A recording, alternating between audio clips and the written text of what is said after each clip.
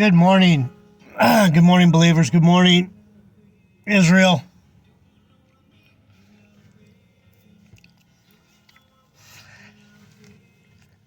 Happy days, huh? Happy days. Thanks for being here. This is Word of Truth. Word of Truth.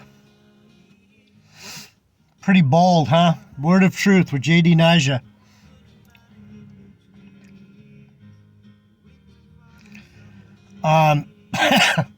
Being that there's so much lies. It's lucky I'm still getting over this pounding I took this week from food poisoning. Really lit me up. My whole body just went into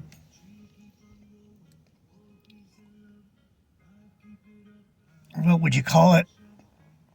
Fight or flight mode.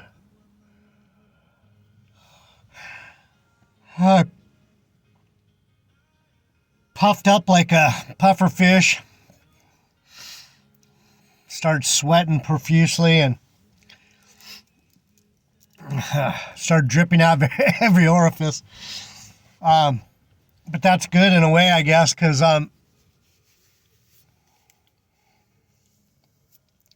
shows I still have an immune response, maybe a little exaggerated. Got some air in here. All right, well,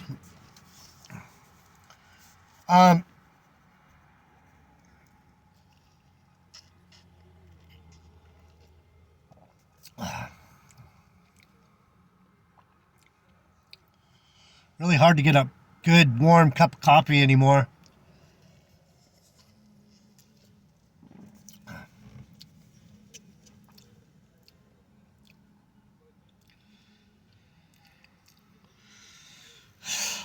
I'm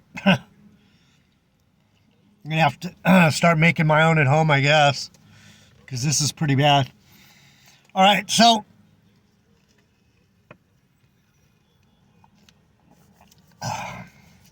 when you wince after drinking it, you know it's not very good. So I've been fortunate. I have a couple jobs take pretty good care of me. The Lord's with me. I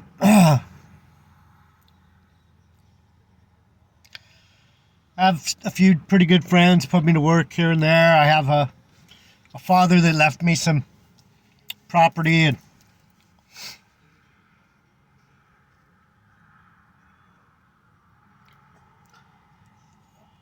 pretty blessed because I'm finding at soon to be 61, all those years of running wild, traveling, surfing, skateboarding,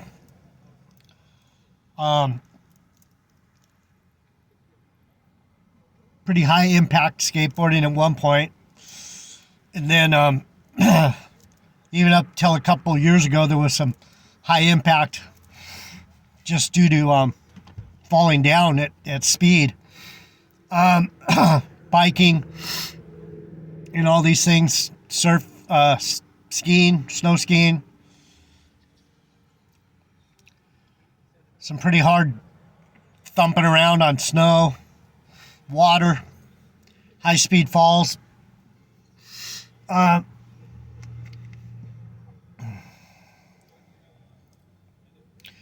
I'd wished I'd been a little more cautious. You throw caution to the wind to get that that adrenaline rush, that excitement, you know. And so I missed that. The idea of going fast and falling down is not very exciting anymore. But anyway, so one of the things that keeps coming up is the realization that the things that Israel believes and the things that the world believes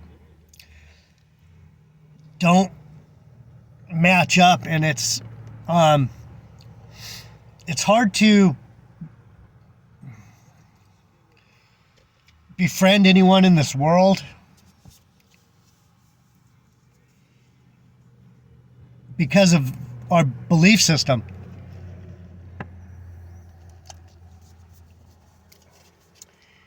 The world wants to hear what the world wants to hear. The world doesn't want to hear the truth.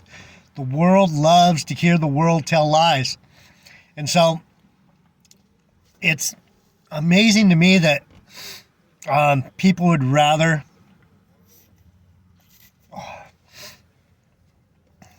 my ears are still a little pressurized from my my body blown up like a grape. So excuse me if my eyes are bugging and I'm having a hard time hearing myself.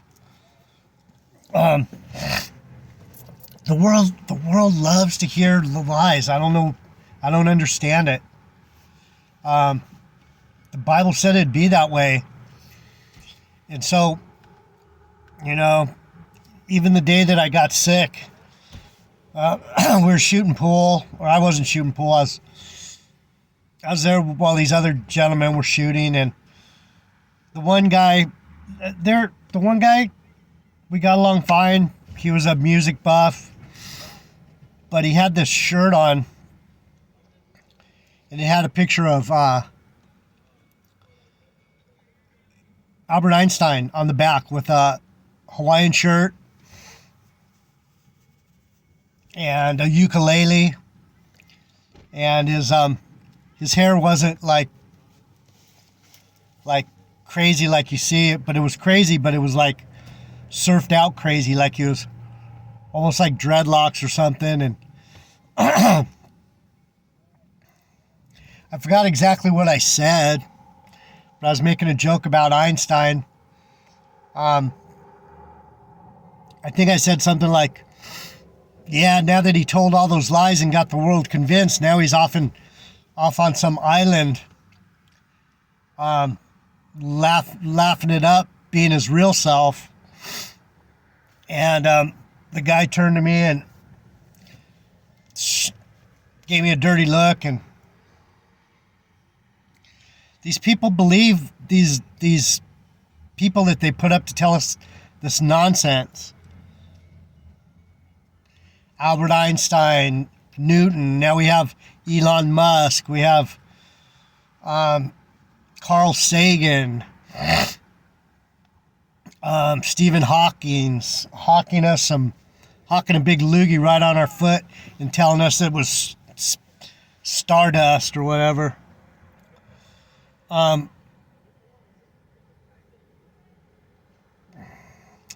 then what's even more disheartening is we have people of our own, supposedly of our own community, of our own people, saying globe, this on this planet, on this globe, and we're going to have places in space. The Lord's going to set up places on other planets, and we're going to zoom around the universe, and they claim to be Israel. And I've said it once, I'll say it a million times. Israel does not believe in planets because Israel knows the hand of God. So it's almost to the point now where I don't forgive you if you're going to argue with me about planets and ball Earth and all that. I'm just going to call you a bug out. There are so many intelligent people pointing to the fact that it's scientifically impossible. They've never proven gravity. Gravity is a theory. Everything that they throw out is a theory. Just about everything Einstein threw out was the theory of relativity. The theory. You know what a theory is? It's BS. It's theoretical. It can't be proven. It is scientifically unprovable. So, that being said, I'm not gonna try and scientifically go into the reasons why gravity. People still believe in gravity to the point where they'll argue gravity is a scientific fact. Gravity is only a theory. So what got me thinking about this was the verse that GMS uses all the time. And what I'm finding more and more is that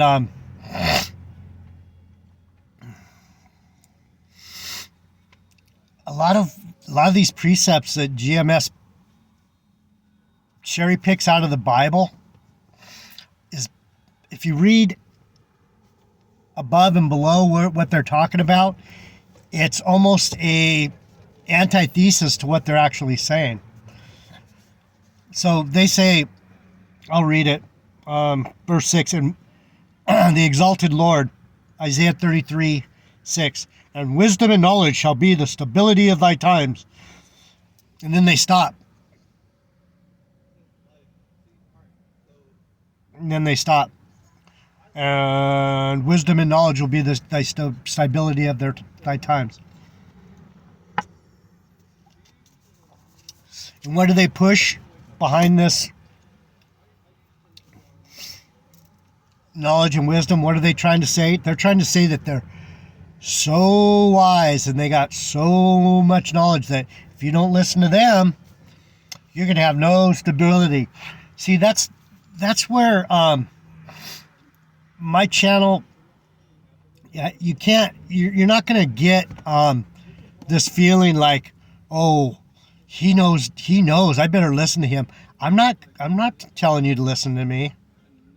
I'm telling you to listen to the man. The man is telling me to come to you very politely, for the most part, and softly.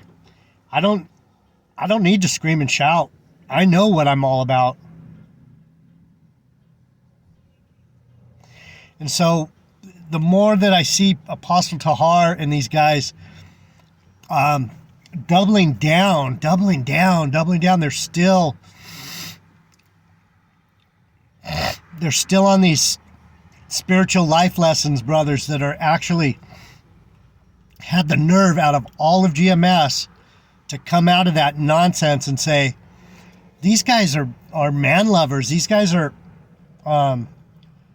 pushing themselves instead of Yahushai. So proud of those brothers. I really like both of them. I like the big guy even more. He's calm. He's well spoken. The little dude's a little ghetto for me. Says man a little bit too many times, but I know his heart's in the right place, so I forgive him for that. I'm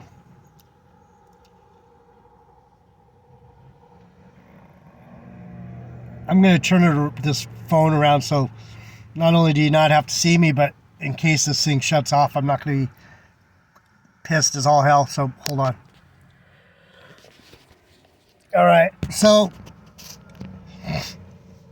you can watch the people racing up and down the highway going nowhere. So funny, this world. Each day that goes by, I see how more ridiculous this place is. So let's start at the beginning. The exalted Lord. Verse 5, 33 Isaiah. The Lord is exalted, for he dwelleth on high. He has filled Zion with judgment and righteousness. What is Zion? The Mount Zion is this whole snow globe we live in. It's a half globe. We're on a flat earth with a firmament over us. So Zion is this mountain that is the firmament. It's domed. And so Zion is the whole of creation. And he's filled it with judgment and righteousness. Like Ecclesiastes says, the preacher, Solomon, says, and there I saw where judgment dwelt on the face of the earth. This is where judgment is, right here on the earth. So everywhere that a man could be is judgment. There's no escaping judgment. And wisdom and knowledge shall be the stability of thy times and strength of salvation. The fear of the Lord is his treasure. So what I've been having to get a grip on these last few days is the realization that I better watch my step, because this devil, not only the one that I see, but the one I don't see, the one that is right in front of my face, that I keep acquiescing to, almost killed me. The Lord's telling me, are you that stupid, J.D. Nija?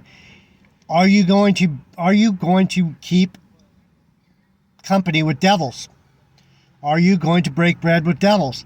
If you keep breaking bread with devils, they're going to poison you and you will die. So, I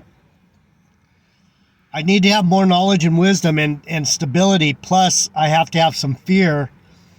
And people wonder why I hide so much and I don't go out there, because I can't not speak the truth. And so the guy that I mentioned the Einstein thing to, it totally broke fellowship with him, because he believes the nonsense of this world. And there's no way that I care enough about that bonehead that I just met to say, brother, let me sit you down and let you beat me up some more with your nonsense that you're not going to give up on, right?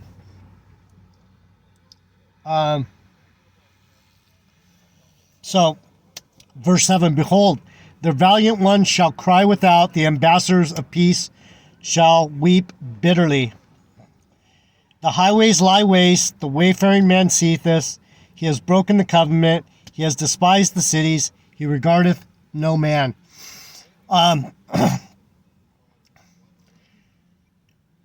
Is there any chance, do you see any chance that the world is going to just turn around and go, you know, that J.D. Nija, he looks like a dumb surfer dude, and he's way too tan to be doing anything of worth, and he speaks like he's half brain dead, but you know what?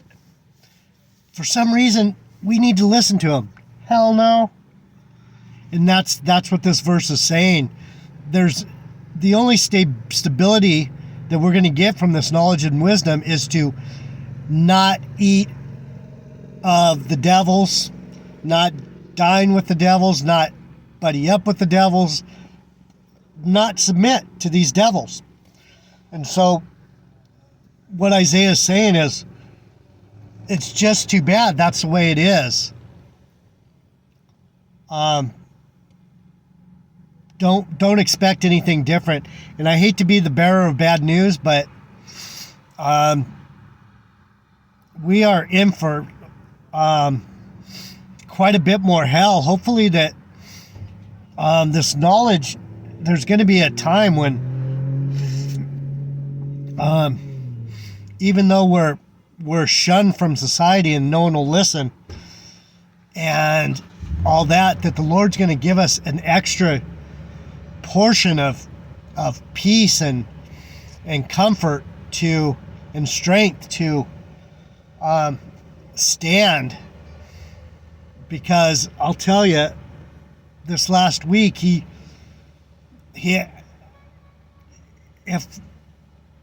what was it Paul said, I have to decrease so he can increase, or either it's him or John.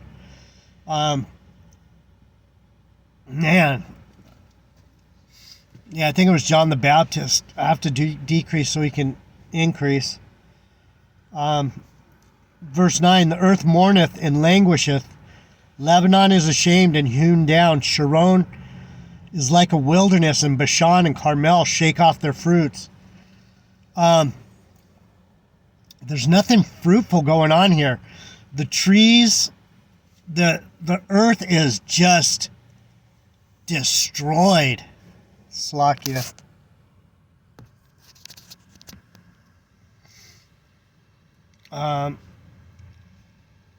The food, they're making their last push to make sure that everything languishes. I pretty much laid in bed. I've been sleeping off and on for a couple days. I got up and did some work yesterday, and I'm taking care of my laundry and did some shopping and did a message or two. But I hate to say it, but there's no motivation for this place, and it's like I can't even see. Like, let me show you something. Look at this over here.